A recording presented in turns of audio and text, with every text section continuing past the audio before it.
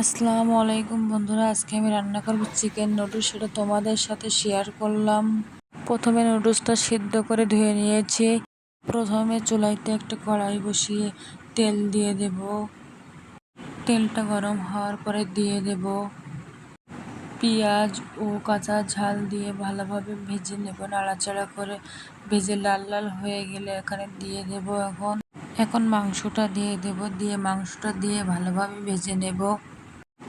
মাংসটা আগে থেকে কেটে ধুয়ে রেখেছিলাম। এখন নাড়াচাড়া করে ভালোভাবে ভেজে নেওয়ার পর লবণ দিয়ে দেব পরিমাণ মতো হলুদের গুঁড়া। তারপরে এখন দিয়ে দেব অল্প একটু শুকনো ঝাল বাটা দিয়ে ভালোভাবে ভেজে নেব। তারপর দেব একটু ধনিয়া গুঁড়া ও গরম মশলার গুঁড়া দিয়ে ভালোভাবে ভেজে মিশিয়ে নেওয়ার পরে এখন এর ভিতরে একটা ডিম অ্যাড করে দেব। ডিমটা দিয়ে ভালোভাবে ভেজে নেব। ভেজে নেওয়ার পরে এখন এর ভিতর নুডলসটা অ্যাড করে দেব।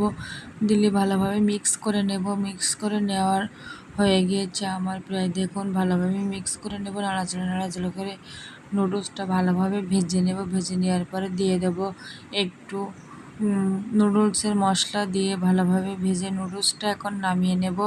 সবাই ভালো থাকবেন। সবাইকে আল্লাহ হাফেজ।